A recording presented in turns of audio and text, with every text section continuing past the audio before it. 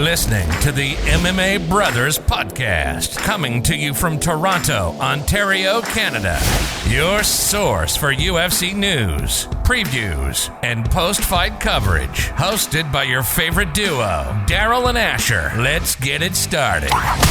Hey guys, welcome back to the MMA Brothers Podcast. My name is Daryl. My name is Asher. And we're talking UFC Fight Night, Holm versus Irene Aldana. This one was kind of a good card. I had low expectations coming in. It kind of superseded my expectations, but that's not saying much. But we can get into the post-fight, and we'll only walk you through the main card, and we'll go through that slowly. So, Asher, you can take it away. Yeah, so Holm, wow, what an amazing performance. A lot of people are sleeping on her in this fight. She hasn't been the most exciting fighter in her last few fights, but she got it done. And we're going to talk about that one around the end of the podcast, but we're going to start with the bottom of the main card, which was Phillips versus Cameron Else. I actually thought Daquan Townsend was the first one, and then this one came after that, but whatever. It's always 5 fights, and then I think they're trying to find a filler for the 5th fight, and they just bumped up an undercard fight. Yeah, because I think this was in the prelims at first, and then they put it up. But speaking of prelims, Carlos Condit finally got a dub. Good for him. I think he was in a 5-fight losing streak. It's been a tough road, but he fought well in that one. So, anyways, we're gonna talk about Kyler Phillips versus Cameron Else. So Kyler Phillips, he's like a mini Jorge Masvidal. This guy came to fight. He was just throwing haymakers, and I think these are bantamweights. It's a 135. Cameron Else, I think this is his UFC debut, and he's 33. And they even said it was short notice for him, so he was kind of the underdog, and they didn't really expect him to win, I guess, the way the commentators are talking about it. But he put up a good fight, but closer to the end of the first round, Phillips got a takedown, and then from there they're kind of going back and forth on the ground, and then he started landing some nasty ground and pound, and then the second round came, and then it was pretty much more of the same, and then it was stopped pretty quickly because I think he was pretty damaged by the end of the first. But yeah, Kyler Phillips has got some potential. He looks good, and it was a good win for him. What did you think? Yeah, was this the fight that got saved by the bell because you got dropped right at the end of the round? Was this the fight? No, that's the Carlos Condit fight. Oh, okay. Sorry about that. I got those two mixed up. So when I was watching the Phillips fight, I think Phillips looked really good. I think his ground and pound was really nice. Cameron didn't really show much that I was impressed with, other than his toughness. He's got a good chin. But kudos on Phillips. I don't really know much about either of these fighters, but Kyla looks to be one for the future for this division. That tattoo, by the way, oh my God, his whole stomach is tattooed with a lion. That's crazy. But anyways, we're gonna move on to the next one. The next one we got Daquan Townsend versus Dusko Todorovic. Todorovic. Thank you. Anyways, Tusko, this guy is a bad man. I think he's undefeated, right? Or has one out on his record. One of the two. Todorovic was Dusko. You said Tusko. What's wrong with this guy? Dusko. I'm not used to saying these Eastern European names, but whatever. Todorovic came to fight. He's a beast. He's not a very big heavyweight, actually, or is it a 205? Whatever weight class it was. He said middleweight. Middleweight? Yeah. 185? Yeah. Huh. I don't know. I don't know much about these fighters, so I forgot the weight class that they're in. But anyways, Daquan fights in light heavyweight and in middleweight. That's probably where you got your confusion from. Okay. So regardless, it's a pretty sad story what happened with the Daquan. They were saying on the broadcast that both his brothers were shot in the recent months and stuff, and they were murdered. And so obviously Daquan came into this fight, heart heavy and stuff, and he had to face Todorovic, who's a beast. But Todorovic put it on him. First round, he was throwing some heavy strikes. Daquan was able to hang in there. And then second round, I think it was a takedown. And then there was a lot of ground and pound and stuff. And yeah, it was a brutal L to take for Daquan, but yeah, this Todorovic guy, I'm sure I'll remember the name, guys. I won't be mispronouncing it in the future, but he's a beast. He was just good everywhere, and Daquan has a chin on him. This guy was just eating punches and just didn't drop. I was just like, dude, what are you made out of, steel? It was messed up. But yeah, amazing performance by Dusko. Yeah, I mean, I didn't know much about Dusko. I'd watched a few of Daquan's previous fights. Daquan's a brawler. Like he likes that, like, that danger zone of like, yo, this guy's swinging, I'm swinging, I'm gonna take a shot. He can't take mine. But Dusko's got a chin on him too because he got cracked by Daquan as well. There's a lot of heated exchanges in the first round. And then when he secured the takedown in the first round, and then he secured it again in the second round, and then when he got into side control, he was elbowing him, punching him. When he got distracted with the punches, he went into full mount. The moment he went into full mount, it was just the time was ticking. There was too much left in the round for him to overpower that, like, just withstand the top control of Dusko. So I think it was very, very good showing for Dusko. Is he ready for the creme de la creme? Only time will tell. But this is a very, very interesting fight from a fan's perspective of someone who doesn't know him. He did a very good account of himself by being a very, very interesting fighter and throwing hands, taking him down, ground and pound. His transitions were smooth on the ground. He was talking about how he usually just knocks out dudes, but this time he wanted to show off his jujitsu, as you could see in his transitions on the ground, which was phenomenal. So good on him. Yeah, he was good everywhere. His Muay Thai, his Jiu-Jitsu, everything was great. So congrats to him. But yeah, we're gonna move on to the next one. So the next one we have is Jermaine Durandemi versus Juliana Pena. So Jermaine, she did what she usually does. She landed a lot of like nice overhand rights on Juliana, and which rocked her a few times in the first two rounds. I remember the commentators who kept talking about it's like Juliana Pena is putting on the pressure, but she just kept on getting hit by all those overhand rights. Pena is a beast on the ground, and that's what she's trying to take it because Jermaine Durandemi, that's one of her weaknesses. She's an Iron Lady, and she's known for a kickboxing background, but in terms of her jiu-jitsu and her wrestling, it's not like her strongest strength, and that's how Amanda Nunes beat her in her last fight. God So damn it, her takedown defense has gotten slightly better, but it's still ass, and she doesn't work off her back whatsoever. But anyway, exactly. So it's hard to get a kickboxer to become an amazing jiu-jitsu person, just like not even Izzy amazing, and but man, Holly she doesn't Holm she and all these doesn't fight people. the bottom position at all. All she does is cling onto you and dig overhooks or the butterfly hooks as they call them, and she just stands there. She just like, I'm like, Jermaine, are you waiting for the referee to stop it because of inaction? I think that's her tactic, but it's horrible. She doesn't try to work off her back at all, and she did the same thing against Amanda Nunes. But anyways, I'll let you continue. That just part really pissed me off. Yeah, and then there was pretty much that. Like the strikes were actually quite even between both fighters. Juliana was actually doing quite well, and depending on the way the third round went, if she won that round or if she continued to take Jermaine down, she could have possibly won that round. Like the second round I was would have close. given the The fight. first round. I would have given the fight to Pena just because the mixing in the takedown strikes were even. If you look at the takedowns, I think I would have given it to Pena.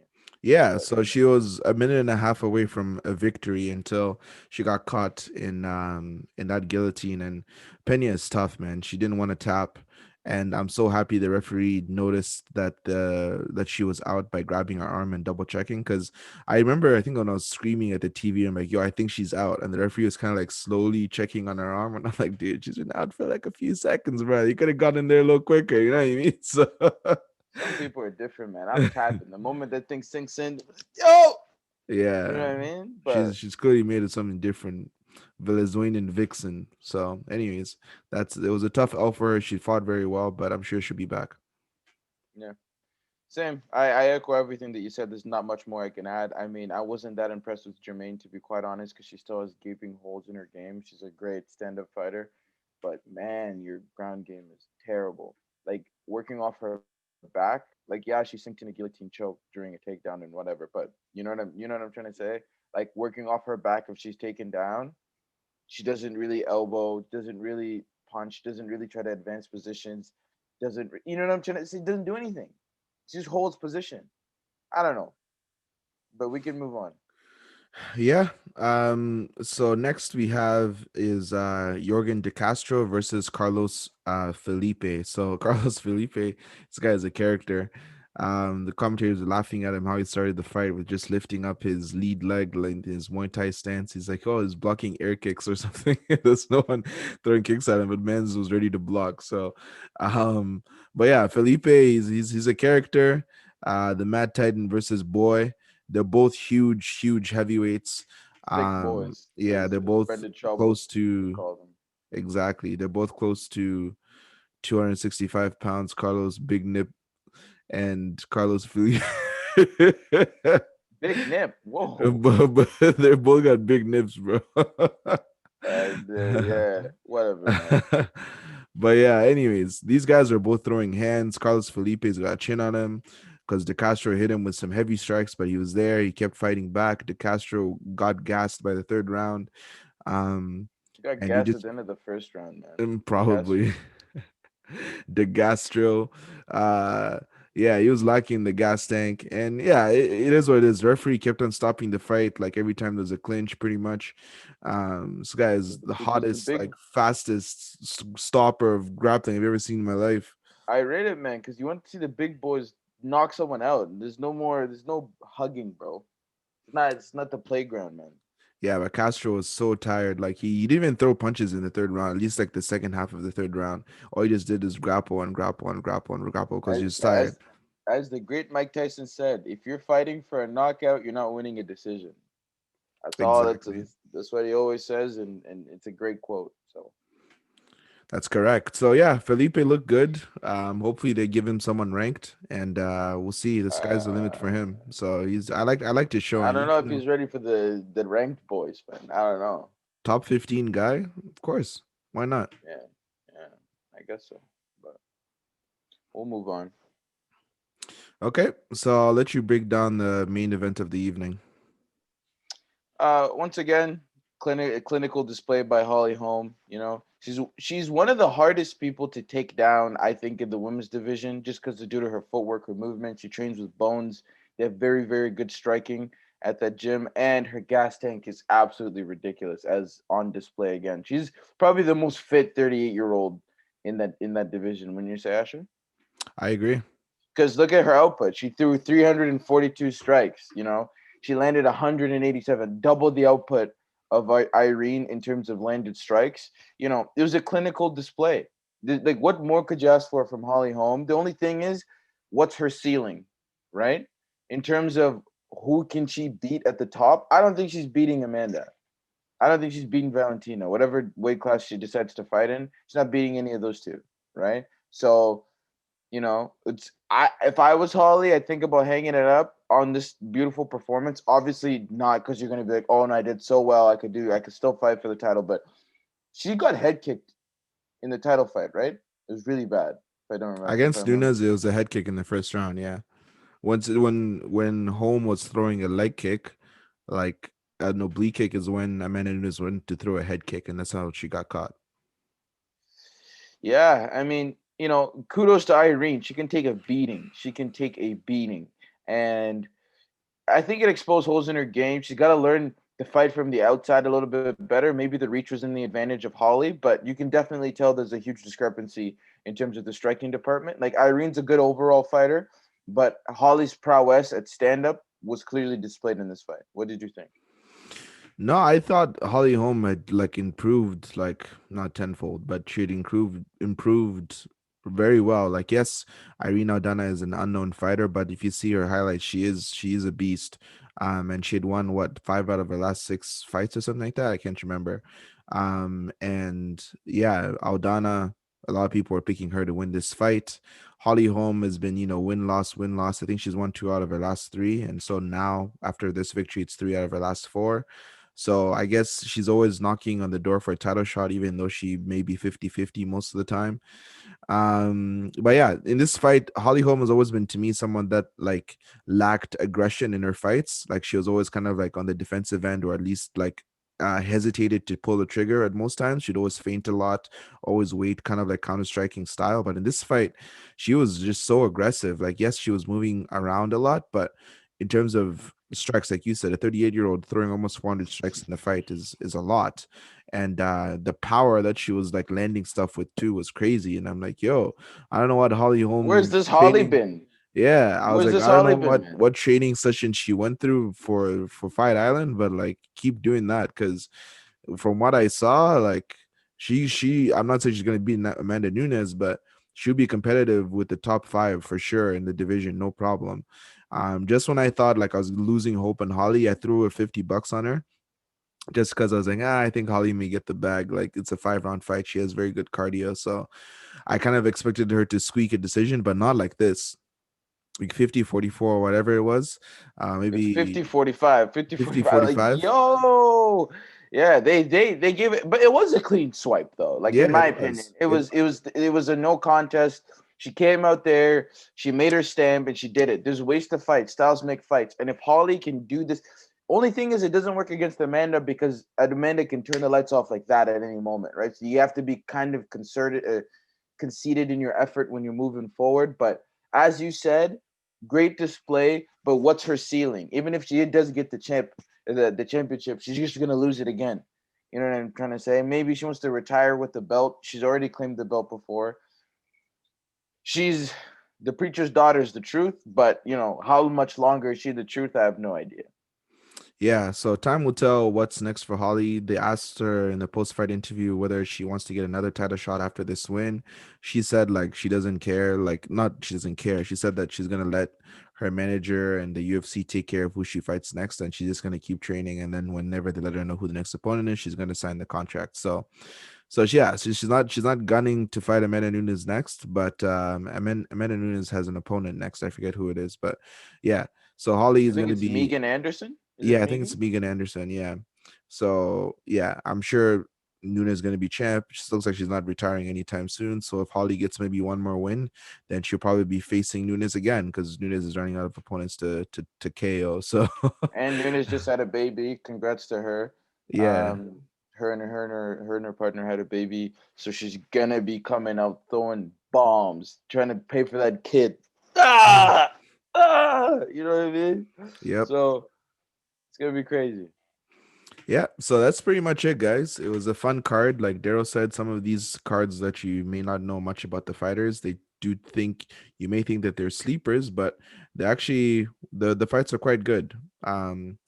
But we're gonna move on to next week. Next week we have another event. We have what's his name? Marlon Moraes versus Corey Sandhagen. So we got a bantamweight main event, and the events keep rolling. Those little dudes can throw. So that Yeah, should be fun. it's gonna be a fun one. And yeah, we're obviously counting down to Khabib Gaethje. That's coming in like what 20 or so days, 21, 20 or so days. So yeah, that's pretty much it from me. Anything else you want to say? No, guys, we dropped some new merch. Of course, if you follow us on Instagram, you've seen it. We're doing a promo code 20. We're going to post the link out on our page. Thank you guys so much. We see that you guys love the designs. We added some new stuff to the podcast, as you guys could tell from this episode. Kudos to Asher. He's the mastermind. Thank you guys so much for your engagement. We love you guys. We out.